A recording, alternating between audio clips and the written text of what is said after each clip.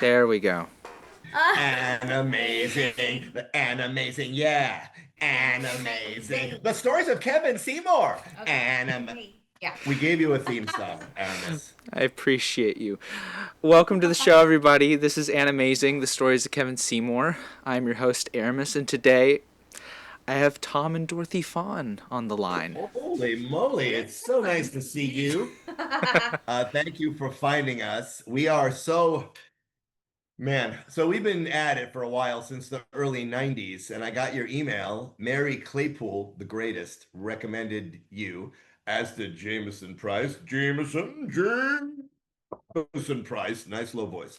Are we still on? So, and we love that you're an anime fan, but specifically, you know the works of the legend of Kevin Seymour, who sadly passed away too soon. How long has he been gone now? 10 years? 12 years today. 12 years. Yeah. Oh my 12 years God. today. God bless Yeah, him. yeah. This is the He was the anniversary. greatest. He was the greatest. And as you said in an email to me, I wish he was around now to go to the anime cons and soak it all up and tell the stories. But Les and Mary go to the anime cons and they tell the stories. But we're happy to be here. Of course. But yeah. You want the theme song again? Animazing. No, I remember when I thought about Kevin doing these shows, he'd be the guy not at a table signing autographs. He'd be going around the vendors, looking at figures, DVDs, all the collectibles. He was the collector. Yeah. You getting into anime, I'm sure that's a pretty common thing. We talk to a lot of people, but how do you know about Kevin Seymour? So, growing up, I bounced around a bunch of different anime, stuff coming out of New York, a lot of the 4Kids stuff. But, growing up, kind of the two I always point to with start of anime, of course, you had the Cartoon Network airing of Naruto, and then... That's Konan, Naruto, right here. Yep.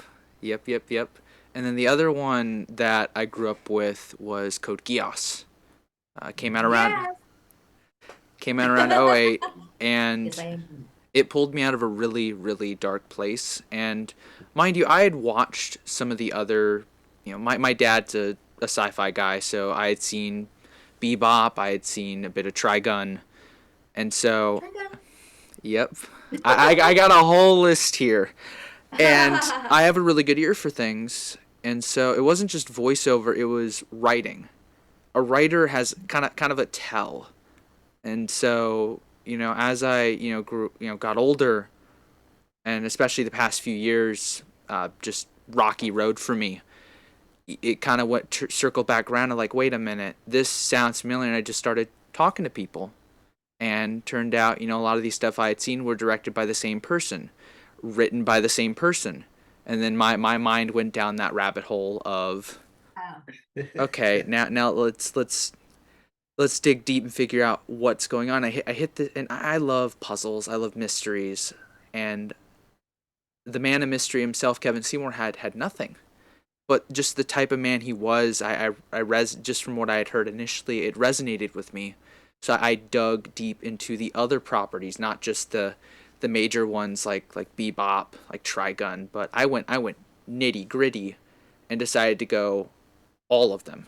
I think there's over 120. Yeah, the email you sent us, I'm like, oh my God, I forgot we're on most of them, and I'm like, all these. What was, on a side note, what was Kevin's other name that he would use every now and then? He had a couple. Yes. So his most common, for director, Quint Lancaster was his director credit. Right. Quint Lancaster. Another one was Dougary Grant. He used that more for voiceover. Right. Which I'll get to one of my favorites of his with that. He used a few others for one of his rarest for a musician was Road Narrows, which he only ever used. He was a very wonderful, specific, talented, quirky, not so quirky, great guy. No, he was quirky. He was quirky. If you called his number, which was Animaze, would you like to hear what his voice message sounded like? Yes, I would. Welcome to Animaze. It was him. It was him going, You have reached Animaze. And every now and then he would throw himself in a voice and sometimes play like a lead every now and then. Yeah. And I didn't know it was him. Oh. And so he had a whole nother side, which I'll tell you a couple of funny stories, but you tell me where you want to go, because Dorothy and we're back to the beginning. Yeah. I mean, the first thing we did was Guyver, and Guyver's like 91 or 92. It was 90 according to my research. It was Guyver and Super Dimension Century Orgus. Yeah. Came out. I actually liked that one. That was fun. Came out when? Those came out. It says Orgus came out first, July of 92, and then September of 92 was Guyver.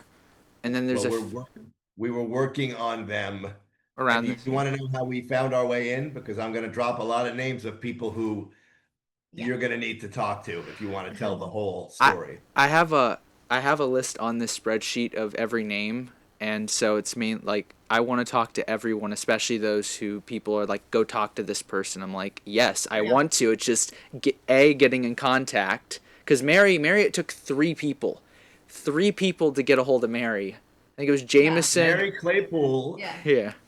It's back at Magnitude 8. It's not Magnitude 8 anymore. It's called LA Studios or LA. She manages it there. She manages it, but she's back in the exact same location where we recorded everything. And all those studios are gone. The voiceover studios, the booth. Yeah. But they have studios that they rent. Sound stages. We used to record at Magnitude 8. And we're going to have to back it up because that was the third place we recorded. Yeah. But that was it was out in Pacoima. Was it Pacoima? I think it was. Or Arleta? Way up there. Yeah. And you would see it looked like a warehouse. That's what it looked like. And when you went in, there were three beautiful voiceover booths. Three of them. And then on breaks, there would be like a pool room and like a pinball room. But I would wander to the other sound stages. Now they're renting 3 sound stages to shoot commercials. And one time, there was a spaceship set that is still there. Yeah, I don't know from what movie it was from. It looked like Babylon 5 or something, like an episode. But I would just walk around that set. And then the other sound stage had rotating things. And one time I went in there and they had a whole miniature city. So I had someone take a Polaroid, I'll send it to you later, of me I'm like Godzilla. Like I'm next to this office building and I'm just like waving. And so it was a fascinating place to work, but that was the third place. Do you want me to go back to the beginning? Sure, go for it. Are you ready, young man? I am. Or as Jameson would say, are you ready? I can't get that low. It's not even that, it's his tempo. He's very that sounds more like wrestling. Okay, so Was the cave the first place? Yeah, okay, so wait. So Dorothy and we met at Cal State Long Beach. We were theater arts majors, and then we got married in 85 and moved up to Los Angeles to try and make it as actors. And we're both doing theater, and I'm auditioning for commercials, and she's auditioning for commercials when I put together a voiceover demo reel, because an actor wants to do everything. And I had a survival job.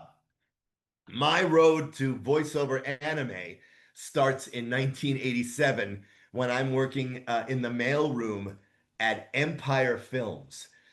Empire Films was known for Reanimator and From Beyond. Classics. Charles Band was the owner. And they used to have a contest at Empire Films. Give us titles for a movie. Okay, this is before they had the script. And if we make the movie, you'll get like $1,000 on the first day of shooting. So I made a list of Blood Beach, Blood Death, Death Beach, Death Meets Blood, whatever. My stuff never got picked. Anyway, so I'm working in the mailroom at Empire Films on La Brea in Hollywood, 1987. My boss is Victor Garcia. You're going to want to talk to Victor Garcia. Right now we're at Empire Films. He's my boss in the mailroom. He's an actor.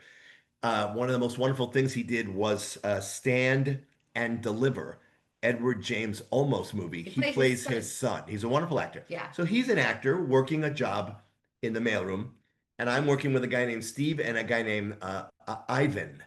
Okay, Steve and Ivan.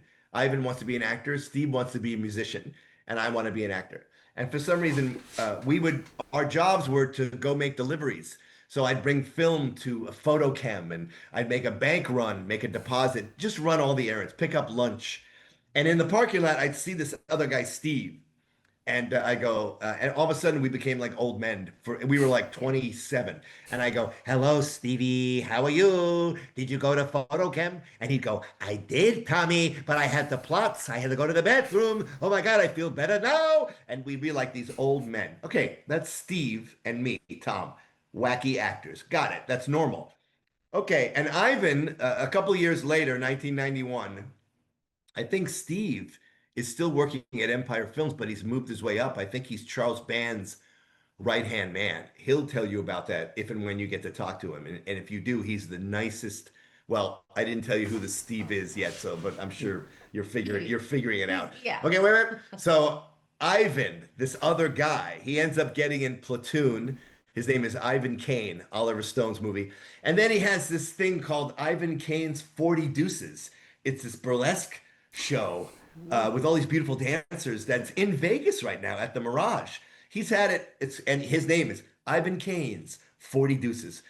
Victor Garcia, Tom Fahn, and the other Steve is Steve Bloom. So the people working in that mailroom went on to do something in life. And also I found out that Greg Kinnear, Yeah. he worked at Empire Films as well as an executive. So anyway, a couple of years later, I'm not really telling it fantastically, but I'm sorry. Victor Garcia in 1991 calls me. We stayed friends. And he said, "I need actors. I'm producing something called Japanimation." I go, "I don't know what that is." He goes, "Well, did you grow up on Speed Racer?" I'm like, "Yeah, Speed Racer. And what's the one? Kimba the White Lion. Kimba and Gigantor." He goes, "You remember those shows? Those were all From Japan. Dubbed into English." I'm like, "Oh, okay. Well, it's 1991. There's a new wave coming of Japanimation, aka anime. It wasn't called and I need actors." I'm like, "All right, man. Yeah, I want to do voiceovers. What do you need?" He goes, "I need you, your wife, Dorothy. Give me your brother, Jonathan Fahn, actor. Give me your sister, Melissa Fahn, actor." Or right now, there's too many Fawns. There's 4 Fawns. Yeah. He goes, "Give me your buddy, Dan Lorget. Give me your buddy, Mimi Davies, Mimi Woods." He goes, "And I've got Deborah Jean Rogers. I've got my British friend, David Hart." Yep. Wasn't David Hart his hairdresser? Yes. But he had a beautiful British accent. Right? Yeah. And we're all going to learn the art of dubbing. Did I miss anybody? That's the original group in like 1991. 4 Fawns: Melissa, Jonathan, Dorothy, me, Dan Lorget, Mimi, Deborah Rogers, Victor, David Hart. Original group. This is our original 1991, 1992. We're all in Guyver, Macros, Orgus. And Bloom, you forgot. And Steve Bloom, of Yeah. course. Right. And who wanted to be a musician. That went away when he found that he could pull out so many wonderful voices. Yeah. So, but that's our beginning. And we first started recording at a place called The Cave on Ventura Boulevard. And and the thing of it is, I believe Kevin Seymour's involved at this point. Yeah. Like, I think you'll find out. Victor will clarify everything. Yeah. And if you speak to the producers who were there, Bob Napton and Ken Ayadomi and Yutaka Masida. Yutaka, I used to say to him, "Yutaka, I listen." Exactly. You got to talk to all these people because they're Hmm. there in the beginning, and everyone's alive and healthy right now. That means you got to talk to them, Yeah. Now I've put out a few feelers, but we'll help you. We'll help you as well. The way I kind of, when I got the idea for this project, I knew it was going to be word of mouth. I don't have the platform that others do, so it was more so of getting myself to shows, talking to these actors, pitching them, telling them. One of the first ones was Jameson, who I think we talked like an hour, and then it just kind of cascaded from there. Yeah. And Jameson, in my opinion, comes in later in this story, in the late 90s. We're talking early, Macros, Orgus, Guyver, 91, 92, 93, Ambassador Magma. We just kept, you can read the list. We just kept doing them. Yeah. We just kept, and as we kept going to, it was first The Cave, and then it was Les Claypool's house. Okay, Les and Mary Claypool had I think it was Les's mother's house. It was her And garage. in the garage, Yeah. Les had made a beautiful studio in which I still joke. With egg cartons on the wall. Egg cartons were the, you know, and we did a lot of work there. Les was not involved, correct me if I'm wrong, in the beginning, but he helped the Guyver sound as good, and Macros and Orgus, he took over, I believe. Like he might not have been in the first moment, but then they quickly realized they needed a freaking genius. And Les Claypool, not the Les Claypool guitar player, No. Les Claypool. The third. I heard they've talked to each other, both Les. That's hilarious. Gotten each other's mail or something. Yeah. But and then from Les Claypool's mother's house, we found our way to this warehouse called Magnitude 8. And then all through the 90s and all through the 2000s. Yeah. I would not see people I would know here. I'm like, who's this guy? Who's this girl? It became a very big talent pool. Expanded, yeah. Bryan Cranston, I believe, did some work on things. But, you know, and in the beginning, the directors were, who was directing? Kevin. We had Mary Elizabeth McGlynn, Leah. No. So like early. You're gonna have to get the chronology, like Hold on. chronology. Yeah. In the beginning, I have it right here. It's just like Kevin, I think. Kevin did most of the Maybe direction. Bob Napton. I mean, these people, I don't remember. Victor will know. But then as the years go, the talent pool goes to, I think, Kramer, Sorich. Yeah. I think Sorich helps Mary Elizabeth. Lex Lang directed. Leah Sargent directed. The Trigun. I Yeah, remember that's that. right. So by the late 90s, you've got more people. But still in the 2000s, I'd show up and you never know who you're. Yeah. They would call you and say, I got a part for you in something. You go do it. And then you'd see Kevin. Didn't Bridget direct there too? Bridget, yeah. It was Bridget did, it looks like Fushigi Yugi. She did that. Joe Ramersa directed. Joe Ramersa, who was a brilliant engineer, also a brilliant director, and a brilliant drummer as well. Oh, yeah. You got to get Joe. You got to talk to Joe. Yeah. So he was, little timeline for me of how I cascaded people. So, tried Jameson. He reached out to some people. Nothing. And I kept in touch with him. Next was, I think it was Lex and Sandy at a show. Yeah. And Lex shot my name to Joe. Joe got in touch with me. We chit-chatted. I haven't gotten him on an interview yet, but I've asked him a few questions, clarified some stuff. He actually edited my first episode because it was that bad on editing, and he sent me a demo for that. And then that cascaded. After that, it was... Who was after that? I talked to Skip. No, Skip is great.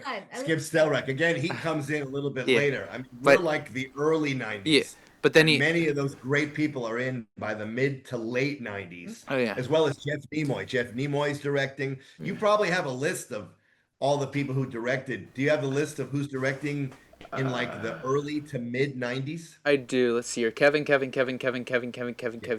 Joe, Bridget. Yeah. Let's see here. Leonardo, like Bob Buchholz. How do I say that? Bob Buchholz. Bob Buchholz. Wonderful director. You're going to make me a list later of whoever you want.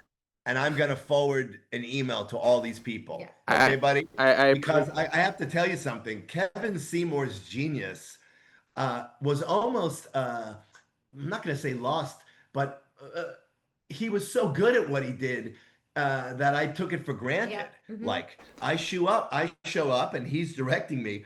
And, you know, Kevin, big smoker, he would take smoke breaks and he was heavy for a while. And then he got very, very thin, you know, but if I could crack him up, make him laugh, you know, he was one of us. He was funny. And we have two great Kevin stories that we're going to wait for the right moment, unless we're going to just drop them right now. Whenever y'all want to. Yeah. If you would be so at Magnitude 8, you'd walk in, you go around the hallway to like the office or whatever, the bathrooms, the food area or whatever. Actors always gravitate by the food. And then there would be in this hallway, the room that Kevin directed in. It was a very small booth. Very small. I met Michael Sorich for the first time. He told me that story. I've met Sorich. It was you. Hey, Michael Sorich, buddy. He's a big, loud, lovable Greek guy. You got to talk to him. And he's a brilliant actor No, and a brilliant do you know? director. Do you know what he told me? Whenever I asked, because I did get to talk to him for a minute, he said he didn't have any stories to tell, and the only story I was able to get out of him was it was you two and him in a Walla booth and That's how we met in this little. It was in the- Yeah, yeah. it He was- just said. Yeah, It was yeah. in the size of a broom closet. Yeah. It was Yes. so funny. In this one studio that Kevin directed a lot. Kevin directed in all of them, but he directed a lot. Yeah. There was also a studio right across from it, and then around the corner there was a big one that I remember Yeah. Lex Lang directed me in, and Yeah. Meryl directed me in. Yeah. Yeah. A lot of these people were not directing till Kevin Seymour and all the people there gave them a chance to direct. Yeah. That should really be noted here. You know, he really, if he trusted you and liked you. So I know that Mary Elizabeth and Michael Sorge had been directing. Lex, a lot of people really got their start, if I'm not mistaken, there under Kevin's guidance. So I'm in a booth, that small booth with Sorge. But the thing about that room was there was air conditioning in the studio, but not in the booth. Not in the room. Not in the booth. Yeah. So Kevin had a code. Dorothy will tell you. CDFA. CDFA. Crack Crack door door. for air. Yeah, he go. Oh my God. He go. Okay, Tom, that was very good. CDFA. Yeah. CDFA. Crack door for air. So we open the door. We go. We're trying to get some air conditioning, and then we close the door. Yeah. And they also had for years a dinosaur. A dinosaur magnet. Dinosaur magnet. On the door. Always on the door, and I would always take it and turn it upside down, so that he was like flowing. You know. No. I would put him right side up. No, I'd always put him upside down. But so the routine there is you show up, and when you're a voiceover actor in anime, you don't know what part you're playing. Well, maybe people audition. Yeah. We audition for anime, but Yeah. we're requested to this day by a lot of people who know what we can do. And it was like that all through the night. How lucky were we? The 90s and the 2000s, all the way up to the end of Kevin. I mean, I believe he was directing to the end, and he would call. He wasn't though. Is this the sad thing? When did he stop? I want to say. I want to say one of his last projects is. I'm seeing Ghost in the Shell 2, Innocence. One of his. That was 2009, because I know he stopped around 2010, and then he passed away in 2014. Today, actually. February 6th. You said that may he rest in peace. May his memory always be a blessing. The fact that we're talking about him on this day, the fact that you're doing this project, which I hope leads to a documentary or something. So the original thing was documentary, but then I started talking and pitching ideas off of Jameson and a few others, and I was like, a documentary is something I want to do. But if I start it as a podcast and do these interviews, I can get footage for it, I can get the connections for it, and then down the line, if I want to get new footage, or if they've sadly passed away, I have that original footage to use. Well, and then the other two things that I wanted to do is an archive. I'm doing all this research, but there's no one-stop shop animes. There isn't, and a lot of it's bad info. So I have I have two websites. One of them is my website with the archive, the podcast, documentary page. The other one is I bought up Kevin's old website, animazeinc.com, and I rebuilt it. I rebuilt it from archive photos. Wow. Rebuilt that from scratch because I used to be a programmer. So, oh my God. And then I saw that. I saw that. I saw you had pictures at his memorial, which was actually a wonderful event. And that wonderful picture of Michael Sorich and Leah Sargent and Joe Ramirza and Kevin on the cover of Japanese Time magazine. I think I remember that. That's amazing. But you reminded me of it. I sent it to Sorich and Leah Sargent yesterday. Really? And I told them about you. Yeah. When we're done, you're going to email me your list of lists. Okay? Yeah. And then I'm going to blind copy everyone and send them a wonderful note. And I'm going to sing them your praises, and you'll be interviewing from now for the next 5 years. How's that, buddy? I'll get to that in a minute. Okay. Because one of my make or breaks is coming up. But the last thing, and this is something I don't advertise yet because it's the long shot goal, is you guys mentioned that Kevin, he gave people opportunity. Mm-hmm. I want to do the same. So I want to start like a grant program, a nonprofit grant program that sends budding engineers, budding artists gives them money just like as a scholarship or something to gives them that chance that they may not That'd be otherwise have. awesome. Yeah. You've got a lot of wonderful ideas. It's all Yeah. great. We go one at a time. You got to go one at a time. That's all I'll tell you. The podcast and the archive's been first, Yeah. and then I'm slowly chipping away at the documentary, but it's daunting. It really is, and I have some big names who are willing to help me once I get to that stage, but they're LA is skepticism and hesitancy, so they're very much waiting till I get that bigger project. Well, I'm going to tell you right now that there are certain voiceover actors I know who have talked over the years of doing some kind of documentary. Yeah. I mean, every time I see Les and Mary, and Les, this is no disrespect, he's had some health issues, and I'm like, Les, when are we going to roll the camera and just get the stories? You know what I'm saying? God bless them. They go to anime conventions and they tell the stories there. They bring the mics that we used, and they're really fantastic. But do they bring the pickle jars? Oh my God, that was so really. Do you remember that? No, tell me. God, whenever we'd be like, we're in space or whatever, you're in a spaceship. Instead of like doing it like on the computer, we would have this big plastic empty pickle jar, and we'd do our voice like this. Oh my God, I think I remember that. Oh my God. More pickle, less pickle. Well, those are great effects that people still use to this day. I mean, we were on the mic so much. Yeah. It was fantastic training. Do you understand?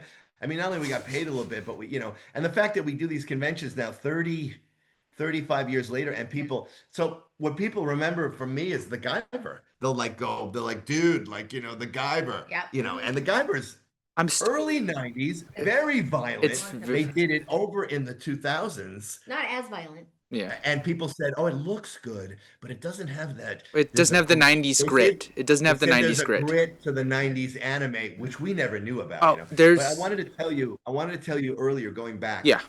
You showed up for a session. You usually got a call from Kevin or someone. We need you for 2 hours. They're always 2-hour sessions, and you don't know what you're playing, but he knows. He's casting you. So I remember I did this one, and it was an over-the-top, like German Nazi. Like I think the character was von Folger, and it was like von Folger. It was like every stereotypical. What do you think you're doing? It was like insane. And I was like, Kevin. He's like, yeah, I knew you could do this. Robo, giant Robo. Yeah. Okay. Yes. Now tell them. Okay. Yeah. So he knew you could do that. Right. He cast me in Catnapped, playing a little boy. I had never played a boy character before. I thought, are you insane? You want me to do? Yes, that's it. Send it over. Send it over. We'll sign it. Send it over. But he's like, I know your voice. I know you can do this. I want you to play this part. So that's the first time Dorothy did the voice of a boy, which is very common for girls to do the voices. Done them forever now. So it was tremendous training ground. Yeah. For all of us in many ways. It's after I dug deep into the archive. That was one of my favorites I've seen so far. It is Catnapped at the behest of Sandy Fox. She was like, go and in that. Oh yeah, no, I've watched it because Mary wrote the whole thing. Mary Claypool wrote the whole thing. Thinking about how she'd write it for her daughter. Still one of her daughter's favorite films. It's more. Are you so fun. Aramis, right? Aramis. You nice smelling young man and genius. Aramis, are you ready for a Kevin Seymour story that was always a joke between me and him that I had? Are you ready? I am.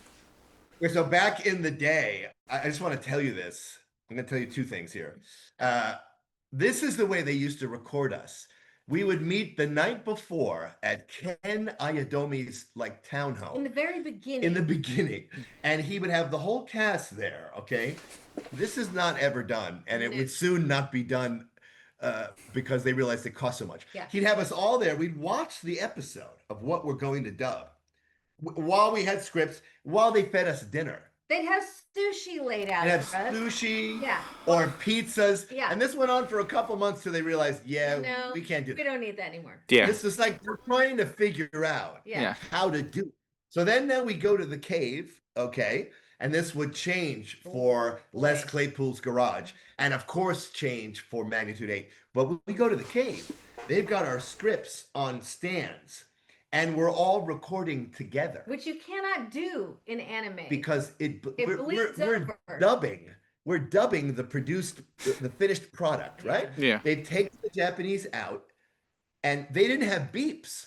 We have sound beeps now, audio beeps. We go beep, beep, beep, boom. You're in on beep number 4. All they had back then Was the time code. So you'd watch the thing first, Yeah. and then like I don't be ready to start. You watch the thing, and then you jumped in with you're reading the script. I'm looking down here at the script. I'm looking up at the TV monitor, and you're trying to have a character, and you're like, hey man, hey, what's going on? You're trying to sync it. And if you don't get it, you do it again, and you're in the room with all the other actors. That would quickly go away, and you would be scheduled one actor at a time. That's the way it's done. Yeah, so just do your real animation, to all the people watching, real animation is done that way, like the Family Guy and the Simpsons. I'm sure they're all in the room together, and they're all reading it because it hasn't been animated yet. They animate the thing to your voice. So when you speak to Les Claypool, he needs to win awards for making Guyver and what's the second one? Orgus or Macros? Orgus, Guyver, Macross, Outlanders, all those. Those 3 Macros. He made those sound. If you watch them now, you're not going to be able to tell that we're all in a cave with the audio bleeding. Oh, so that's what I wanted to tell you. Yeah. You have 2 hours to do the voice, and Kevin knows you can do it. Oh, okay. So at December of the first year, either 91 or 92, they would have a big Christmas party, and they would have it at a Japanese restaurant. I remember one downtown LA, and I remember one on Sawtelle. Where they had karaoke. Sawtelle is now like they call it Japantown. And they would pick out some amazing restaurant. They would pick up the tab, and we'd all drink and eat and do karaoke. So all the actors get up and make fools of themselves. And here comes Kevin Seymour after one too many sakis. One too many. And once, he got up and he sang Goldfinger. He sang the whole thing. The theme of Goldfinger by Shirley Bassey. And Kevin Seymour, who I know is kind of this quiet, intellectual, brainiac, anime genius. And here he is, a couple of drinks. He's like, Goldfinger. So when I would see him, I mean, all the way into the 2000s, I go, Kevin, how's it going? Good morning. Goldfinger. And he'd be like, can you ever forget that? I'm like, no. Never. It's too wonderful. It's too wonderful. Now, he even before he was even, doing all this, I think he did have dreams of doing music. His only album he's ever released is right here. Yeah, that's on the website. Is that him playing and singing all the songs? So it was him and his bandmates. Apparently, he got kicked out of his own band, but he does the vocals. I never knew that even existed. No. Yep. Joe would know about that because he's a musician. So drummer. Joe pulled it out. So my podcast uses I sampled the first song for my opening. So the opening of my podcast is the opening to Creature Man, which God, that's fantastic. So the opening of the podcast is Kevin singing. That's great. I love it. Do you have any specific questions for you, young man? Because I gave you all the. I wanted to peak with Goldfinger. I thought that would be the. You know what? It's fine. Goldfinger. Yeah. No, that it tracks with the type of man that I've learned Kevin to be. Is it quirky, genius? And as you talk to Jonathan and Melissa, Steve Bloom, Deborah Jean Rogers, Victor Garcia, Robert Napton, as you talk with Sorich and Epcar and Leah Sargent, Nimoy, Mary Elizabeth, as you talk to all of them, you'll get this. I mean, especially those people who directed. They spent a lot of time with him. And yeah. Oh yeah, no, I figured the best way to honor somebody like Kevin who loved storytelling, who loved music, because all those are telling just a beautiful tapestry of a story, was to do the same for him. Anyone can go and write just a standard biopic or just the basics, but I love the idea of like campfire stories, of that ear to ear grin of hearing people talk about Yeah. somebody that they truly love and respect. And Yeah. that was the energy that I wanted, because that's what I'd hear walking up to a table asking these actors about Kevin, who, mind you, it throws them off guard.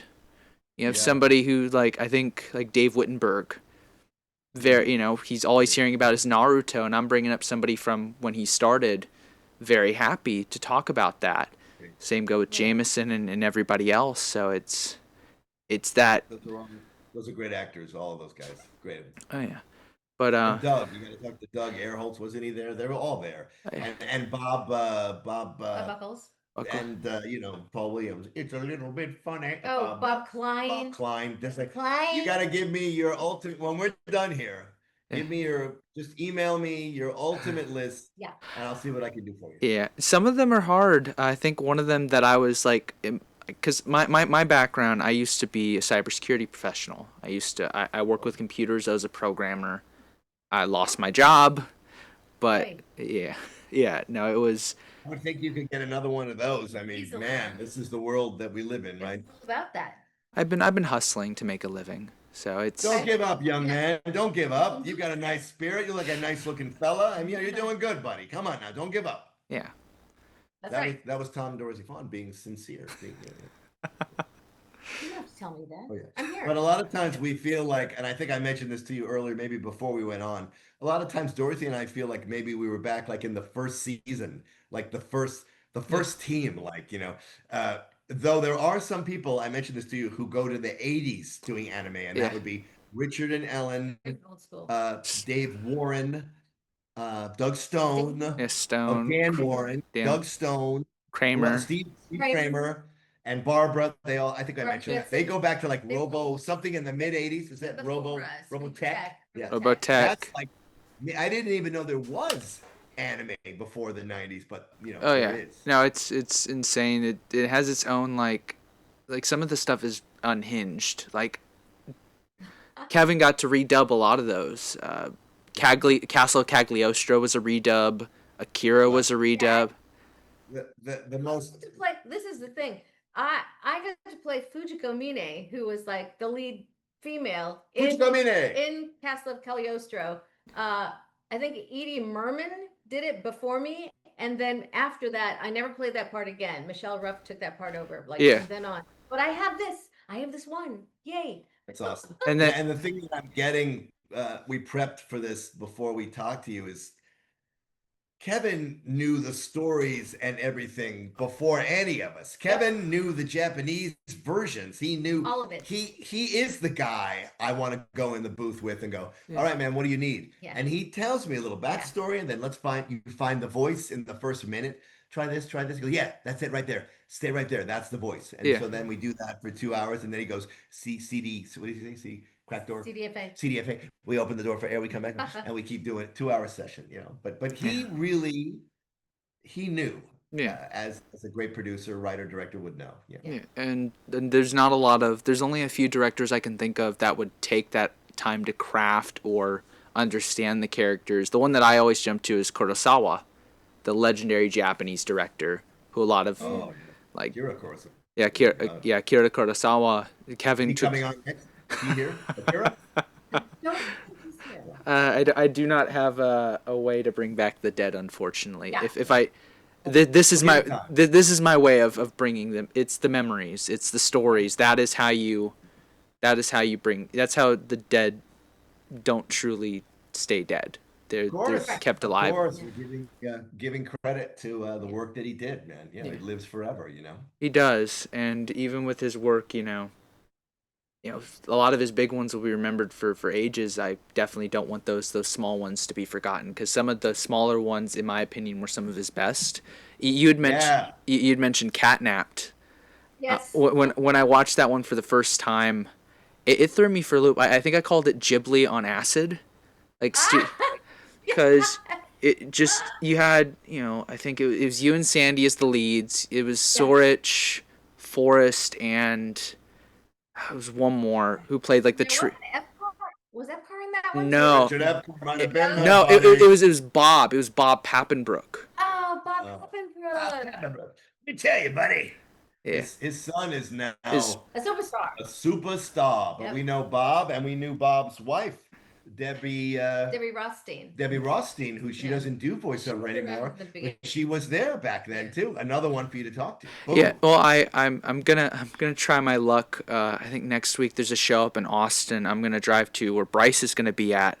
I'll see if he wants to talk about both his dad and Kevin, because I want to try and honor not just Kevin, but a lot of the ones who we've lost. You know, Bob Pappenbrook, Knight. Tell Bryce we said hello. We were at a convention with him, and we have our lines. You know, we've done some things over the years. You know, Agumon, Digimon, and Konan, Naruto. We've got our fans. It's nice. And then I look over at Bryce. Bryce. Line out the door. I mean, how happy would Bob be Yeah. to see where his son, who used to run around the studios, I mean, it's Yep. Joe fantastic. Ramersa did his first demo tape, like. Oh, that's great. Joe So- made it for him. That's That's great. Yeah. great. So and look, He's a wonderful, nice young man. Yeah. Which is it makes it even sweeter. You know. Yeah. He deserves all. Oh yeah. no, I've met him once, and I brought up something that he hadn't seen in a while, or like everyone brings up the same things. You guys mentioned y'all have your guys' fan bases, like, you know, Naruto, Digimon. But if somebody walks up with like something that you like really liked, or like the nichest of niche, you're like, Yeah. it brings that life. And I tell you something, I love it when that happens. Yeah. I have one. If you at my table, I have all the classic stuff, the Digimon, whatever. I was on one episode of Cowboy Bebop. I have little things, but then in the corner, I have some Guyver stuff. Yeah. And the people who notice the Guyver stuff, who want to talk Guyver, don't want to talk anything else. Just They Guyver. walk right up and they go, dude, Guyver. And they'll all tell me the same thing. I watched it with my father. I watched it with my brother. I watched it with my uncle. I watched it with my grandfather. Never a woman No, around. no. It's, this Finally. guy, it's a guy like, "Arr!" Yeah. And he's like, oh yeah, I've heard this a couple of times. My mom got it for me at Blockbuster because it looked like a robot. You know, they look kind of cool. Hey, you'd like this. Yeah. They pull me apart. You know, my streams are on YouTube right now. Legendary. Yeah. Yeah. No, that's the only. I've been trying to track down a physical for Guyver. It's difficult to find, or it's expensive. I've signed VHSs. Yeah. Which are from the day, and the only Blu-ray I believe are bootleg Blu-rays. Yeah. Right. I don't Yeah. think there's a real. Yeah. I don't think there's a real issue. No, there isn't. There's a like I think the rarest one that I have right now that I was able to track down was Catnapped. Right. You can't find it anywhere. I'd snagged it at the behest of Sandy. I was like, let me look on eBay. Found it, grabbed it, and then I also grabbed, and I can show this I right don't now. even have Catnapped. I also grabbed I didn't have- this. Whenever I was talking to Mary Claypool, she mentioned that there wasn't any advertising for the film, and she had offered to bring in some of the actors and make ads for TV, and Pioneer said no. But they did. This is actually from a magazine that I was able to track down. They did a magazine advertisement. Get out! What That's was really cool. What part of you? I do not. I'm a little- Yeah, right there at the very front, That's great. and that's So- with Leah's. What was that? In a Japanese magazine? No, it's in English because on the back it has Cartoon Network shows. Whoa! Wow. So That's Great. cool. It's great, man. yeah, no, I tracked Great. this You're doing down, great. and You're doing great. You got to keep doing what you're doing. I'm just trying to keep it all alive because, you know, if everyone's gonna remember the big stuff, but a lot of this stuff just, you know, ends up going like a lot of the old stuff. I think it's kept alive through like the YouTube or the Internet Archive, but if those ever go down or are taken down, Right. Oh, you yeah. know, like Catnapped's Right. free to watch on there. That's how I originally watched it. I think How fun. Magma Oh. and a few others. So I'll tell you a Trigun story real quick that I've told people is that so she was Meryl in Trigun, original Trigun. Original Yeah. Dragon, Young Bosch, I think it's the first voiceover he ever did. it first anime. it was, and he almost Yeah. didn't. He almost was not Vash from the stories I've heard. Get out! Seriously? It Well, took what have you heard? Do tell. so Mary. I was talking to Mary on the phone, and there was a Mary Claypool. yeah, Mary Claypool. The fact that there's multiple Marys that are up there, there's multiple Is that right? Mary Steves, it's Bob's. Mary Elizabeth McGlynn, Yeah. phenomenal actress and director. Mary Claypool, great writer, and I think she did she direct it? I don't think she directed, but her writing made me cry. Like realizing that she was the lead writer for Code Geass, like putting the dots together. I'm like, and then she was lead writer for Ghost in the Shell, Catnapped. But she was telling me a story where Kevin came up to her, came up and said, "I'm not really feeling Johnny. Like, this audition, I don't think he's good for the part." And Mary Claypool went full like mom on him, basically like saying, no, he's disciplined, he can learn, try again. Wow. And So history was made. So she's on original Trigun, late 90s. Leah Sargent as Lee and directing. Leah, Jeff Nimoy, Johnny Young Bosch, right? Is that the core unit? Yeah. So just a couple years ago, they give her a Funko Pop. For Meryl. Meryl. So our daughter says, "Hey, let's watch Mom. Let's watch Trigun. I want to hear what Mom does in it." Seen it. We don't watch anything we do. We don't watch a lot of what we do. I have no problem watching it. We just don't normally watch it. Yeah. So we're watching 2 a night on Hulu, Trigun, original series. She's killing it. Everybody's killing it. They sound great. And every now and then our daughter goes, "Daddy, that's you. You just got shot." "Daddy, that's you. You're the bartender." Yeah. "Daddy, that's you. You're the drunk." So I forgot I played a lot of the one line little. Yeah. And which as a voice actor, it's fun. It's fun. You show up and they go, "I don't have an actual part. You're just going to play all these." Great. No pressure. You're going to mop up. Hey, there's some fun roles there that I've heard. Getting blown up, you get to yell. I think there's one. Whoa! I think there was one in one of the episodes I did where it was like Steve Bloom. His only line in the whole thing was he got shot in the head, and that was it. Nice. Oh yeah. And so That's gonna be fun. now I've been trying to get my wife to watch Trigun. She's I'm trying to get her to watch some of the older stuff. She's been enjoying Bebop right now. So Yeah. Well, I'm on episode 8 of Cowboy Bebop. I play Rocco Bonaro. He's this young guy who's trying to be like Spike, Steve Bloom's character, which is fantastic since I knew Steve before we even did anime. And here we have scenes together, but we're not in the room together when I'm recording, right? Yeah. But I feel comfortable because it's Steve. I know him. And I don't know if you know what happens on episode 8. I'll just let you watch it. We got there where I think we're like episode 14 or something. So we're halfway through. So Rocco Bonaro, he's trying to be cool, and Steve Bloom keeps telling him using these Bruce Lee analogies: be like water, be flowing, be cool like water. Yeah. Then he takes a bullet in the last minute. Yeah. Sorry, spoiler alert. I had a fan tell me at an anime convention just a week ago. They go, "Oh, dude, when I saw that episode, I thought they were introducing a new character." Yeah. I was really excited. He goes, and then I was very sad. Yeah. Yeah. We all were. But once again, when you're doing a session, I don't know what's going to happen.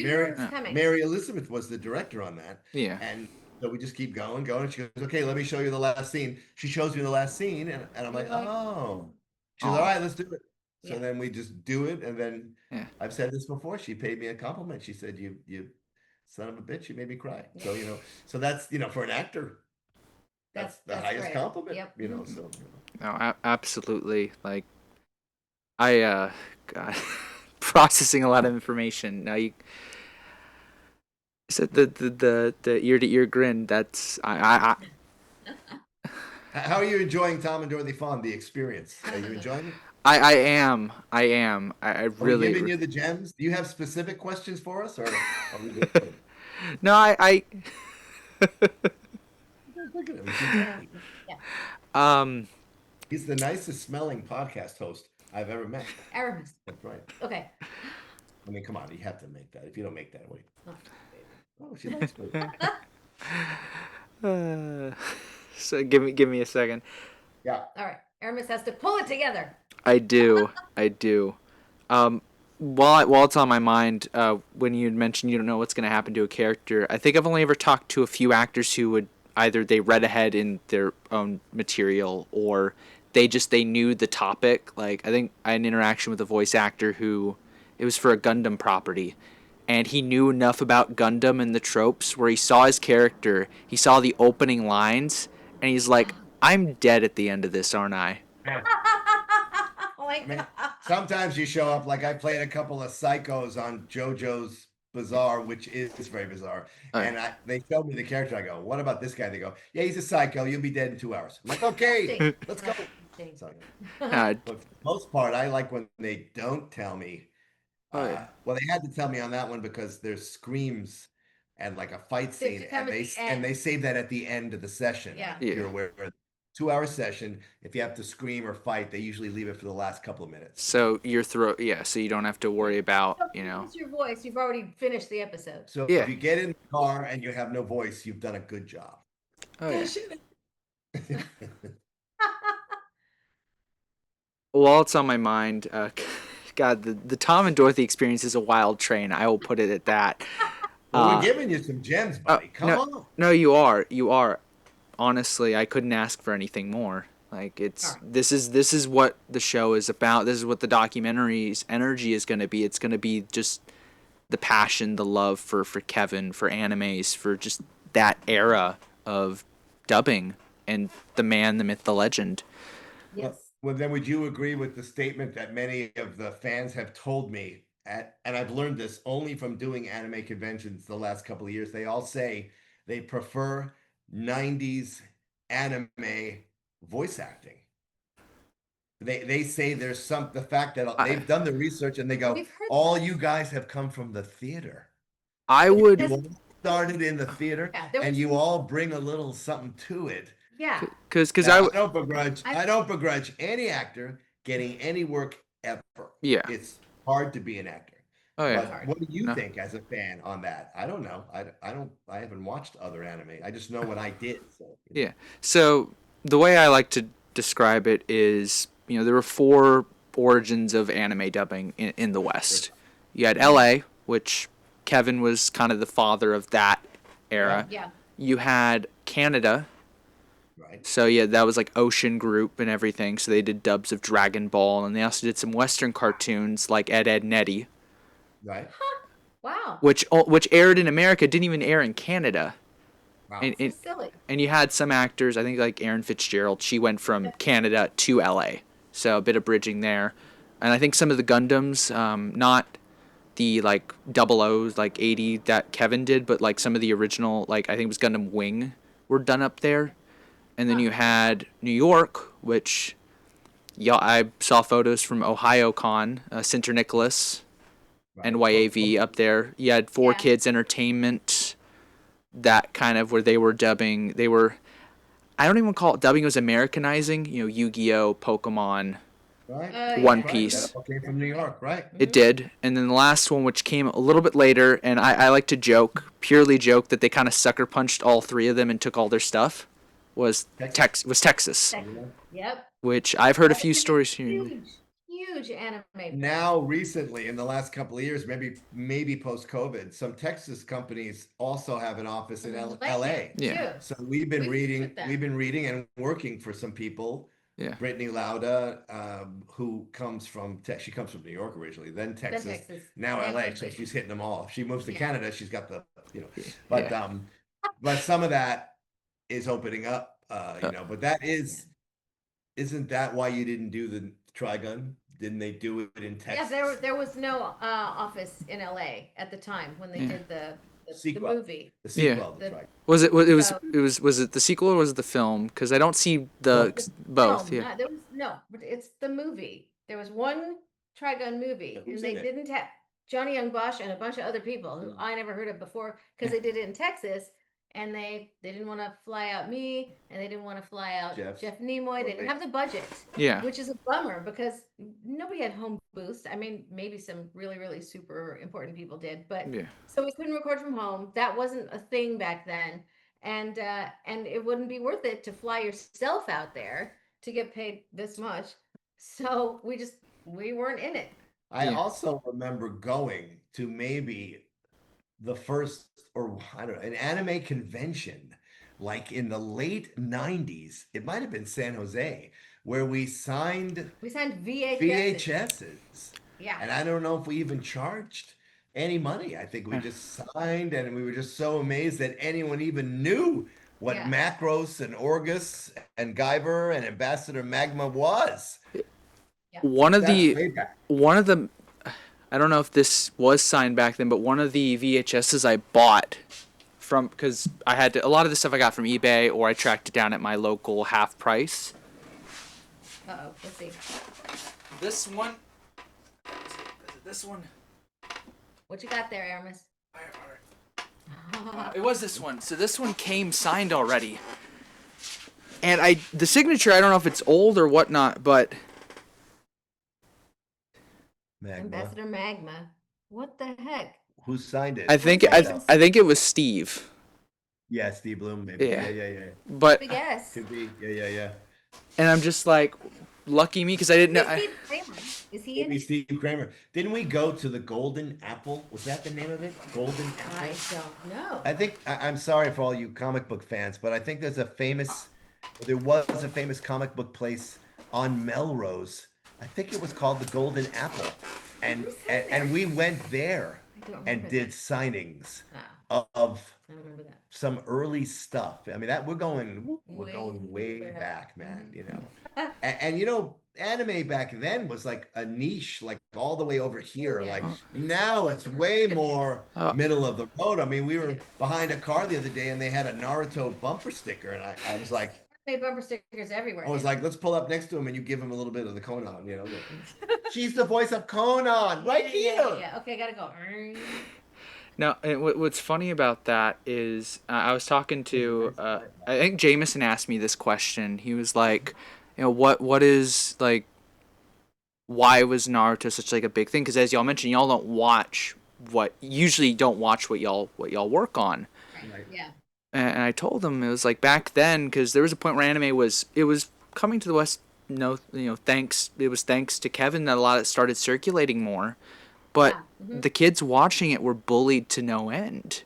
We were treated like garbage, and so some like Naruto, where Naruto grew up alongside Naruto, and were taught to be resilient and just keep being persistent about something, and it will happen. And so, you know, now is always the best time. Now, not then. Oh yeah. Not the future. We're not there yet. Now is always good. And you know, it's a good time to be an anime fan now, don't you think? I think it is, and I honestly think it isn't. I think that's just my own personal thing. Is it's great for accessibility. It's like to access all this stuff, and you can always go back to the old stuff. But I think it's more so of there's stuff you could get away with, or you could be more true to the art form back in the 90s, early 2000s. You could never get away with it now. No. And I think it would be more true to the art form if you could for some of these. You know, I was one that I was supposed to be reviewing because my podcast is a mixture of interviews and actually reviewing the old dubs. It was called Tokyo Revelations, which I think was like, what was that? It was like it was mid-90s. Starred Steve Bloom. It was actually it was the first thing from the Shin Megami Tensei Persona, that game series. It was it's crazy to think that the first ever property that was brought over and dubbed was by Kevin before it went off to, I think it was Cup of Tea for the main series, and then and then PCB Productions for the Persona games. It's great. Interesting. It's great stuff. So did Kevin go to Japan? Do you know that? He did. So he flew out to Japan. I forget for which movie it was. He was doing research, and there was a great. Bob was on a podcast shortly after Kevin passed away. It's the only podcast that talks about Kevin. But the story that I Bob Napton. And see, too many Bobs. I know. And they were trying to find somebody, an American wanting to come to our country, to Japan, we got to find somebody important to meet him there.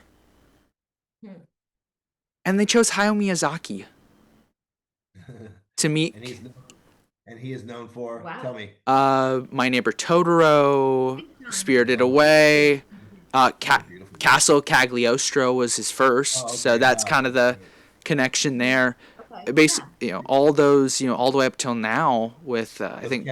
Was Kevin thrilled? Do you know? And did Kevin speak any Japanese? Do you know any of that? He might. So, and you correct me if I'm wrong on this, but I've heard a few different times that before he, like, in between his music career dying and the dubbing, he worked at a manga store.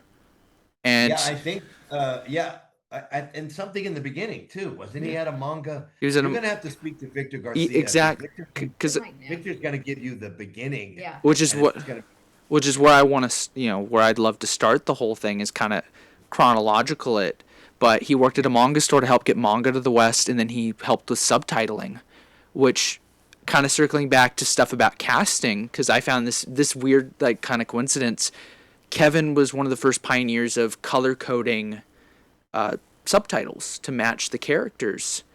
And this is, I think this is sad, but it's the only thing I can find. Whenever Kevin passed away, his treasure trove of a house was essentially put up for what do they call it? I wanted to ask you about this. We've met a friend, an anime, a fan, who's a wonderful guy, and I think he went to some of Kevin's estate sales. Yes. And bought some things.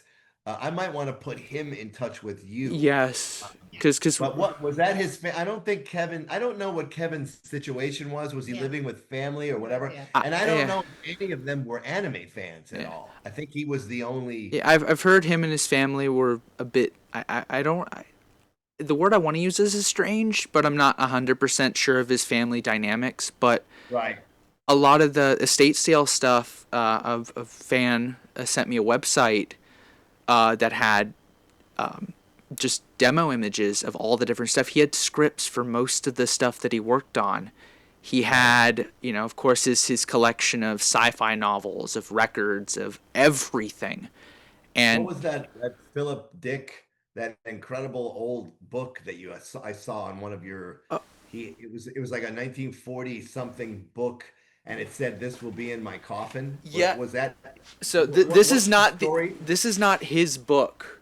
I wouldn't think that actually made it in his coffin. But in order to learn about the man, I wanted to learn the music that he liked, the books that he liked, because as Kevin would do himself, you got to learn the character before you can truly deliver. And so for me, Kevin is the character.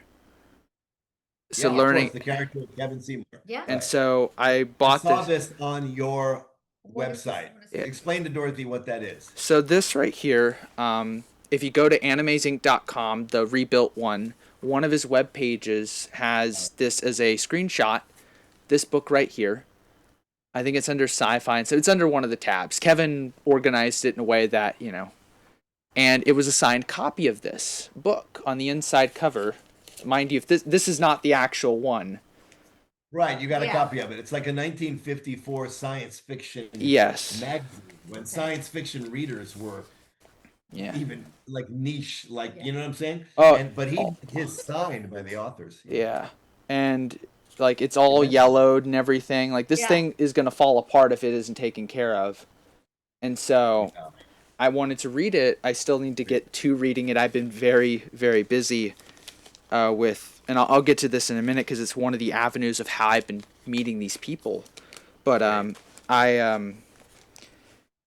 what's it called? I got this. That's why I got the record as well. That record was sealed when I bought it. That's crazy. Like, I didn't even know that he sang. I didn't even know that he had a musical thing. I know he sang Goldfinger, but that's about it. Carry on. No, he has a very good voice. His first song, "Creature Man," out of the whole album, is one of my favorites. Because you can, if you listen to Kevin enough. I joke the best way to, I think what clicked it for me was Catnapped. Because Kevin it's one of the few times where he plays a recurring role as the villain's right hand. Love I it. think it's a character by the name of Dodo, because the villain was played by Elizabeth McGlynn, Mary Elizabeth McGlynn, and imagine it was like a spoiled princess turned into like as an adult, so like hyper spoiled. I think I joked it was like the villain from The Rescuers, but as a cat, and but she had the power of almost like King Midas, so everything she touches, instead of turning to gold, it turned into balloons. And Great. Kevin played this like crazy, like batshit crazy right hand. Just I can't do it credit, but he was just Kevin got to go There was crazy. definitely there was a performer Oh yeah. in him somewhere there. Aramis, we might have to stop soon, so Oh yeah. just let us know what else you got. Oh, of course, of course. Get to the meat and potatoes.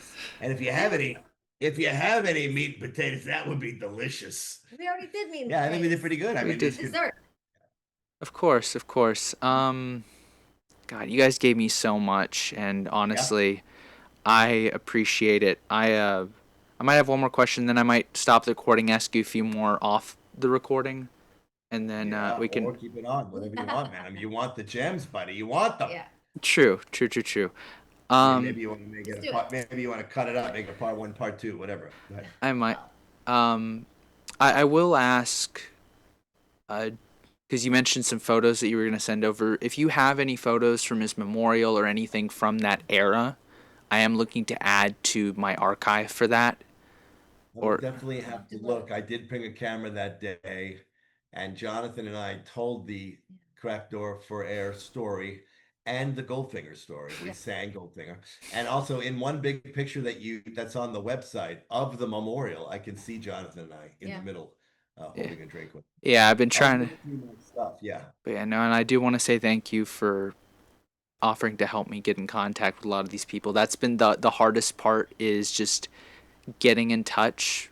You know, I'm Yeah, well, like I said, give me your list we'll see in the who next can. day or two, and I'm not kidding. yeah, Give me your list. I have a lot. For a guy who's not on any social media, that's me. I keep up with a lot of people the old school way with an email. And even even ones like Mimi Woods, because she yeah, she of course. So Mimi is a dear friend, Yeah. and she did voiceovers in the 90s because we all went to college together, and then she moved out of town, had a Yep. baby, and couldn't do voiceovers anymore. Yeah. Now she could because she could put a booth in her, Theoretically. but she just But been out of just- it. I had a friend a fan at an anime convention wanted her signature, oh and he knew that I knew her. okay Believed in Ghost in the Shell, oh and sh- he wanted to find, Yeah, you know, yeah. copy of that. yeah She'll tell you some great Kevin Seymour stuff. We're all going to tell you the same stuff, but it's all it Yeah. it it's yeah. You give me your list. of Yeah. course, of course. No, honestly, the stories being reiterated again and again and again just drive home their sincerity, their truth. And so I guess I'll have a few more quick questions, because I know you'll probably have to go, as y'all said. Go ahead. I assume I already know the answer for you, Tom, but what was y'all's favorite property to work on with Kevin, or with Animaze for that matter? Do you think mine is the Guyver or whatever? Oh, I mean, you're. Guyver. What did you think I would say? Cowboy Bebop? I said Guy. I was thinking Guyver because you have a shirt of it, and you have the Yeah. prints in It's the definitely the beginning. Uh, and I wasn't aware because we didn't record Cowboy Bebop at Magnitude 8. We recorded it at Magnolia across the street from the Cuban bakery. There used to be a voiceover, Yeah, yeah. across from the Chinese restaurant. Like, yeah, What's it was not. that called? So I didn't know it was even a Kevin Seymour, that he had anything to do with Cowboy Bebop Yeah. till this moment right now. Yeah. But that's wonderful that he did, because Mary Elizabeth was directing all over town. Oh, yeah. Yeah, I mean, Guyver is the beginning, and I seem to remember screaming. A lot. But then, we worked from all the way through the 90s and all the way through the 2000s, and where we used to work a lot, that tapered off as the talent pool became so much bigger, and our voices maybe changed or evolved or whatever.